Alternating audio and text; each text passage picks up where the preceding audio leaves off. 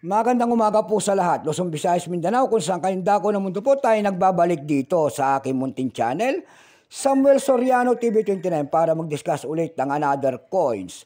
At ito po ay ating hilig, mangolekta ho ng barya, kaya ho tayo nandito nagsiseling ng kanilang mga halaga. Magandang umaga po sa lahat ng aking mga subscriber kung saan kayong dako ng mundo po. Keep safe po sa lahat at maraming salamat sa lahat ng aking mga subscriber dyan. Yun naman pong hindi pa po nakapag-subscribe dito sa aking munting channel at malaking tulong na po ang inyong gagawin. Kung gusto nyo ang ganitong mga topic, ayan po. Baka pwede naman makisuyo sa inyo, ulit, ayan. Pakipindot naman po sana ang ating subscribe button. Like and share para ma-update po kayo sa mga latest ko pang gagawin mga video po. Ang pag-usapan po natin ngayon ay pera po ng United Kingdom. Ayan po ang ating pag-usapan, United Kingdom, 10 pence. Ayan. Bago tayo magsimula sa ating talakay, kilalanin mo muna natin siya. Issue po, United Kingdom. Ayan, baka may marong ganito kayo dyan. Ayan po, willing tayong bilhin. Mag-comment po kayo dyan. Bultuhan po ang bili ko nito. Ayan po. Period, Queen Elizabeth II, 1952 hanggang 2022.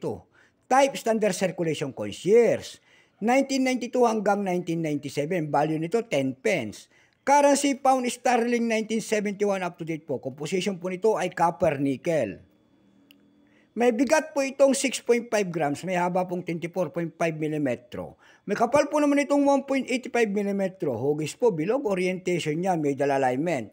Number N-879, reference number KM-938-B. Ito pong year 1992, ito po ay tatlong variety ang inilabas. Mayroon rito tinatawag na 1992 BUC. Ito po ay 1.9%.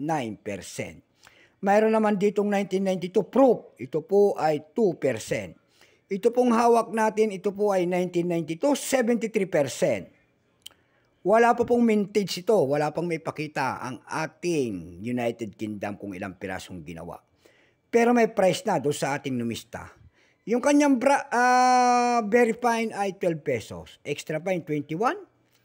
Almost uncirculated, 25. Ang circulated nito ay nagkakalaga po ng 110 pesos.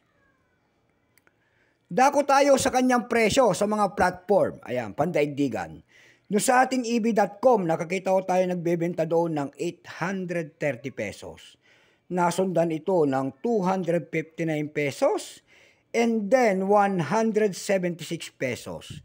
Yung pinakamalit po doon ay 137 pesos.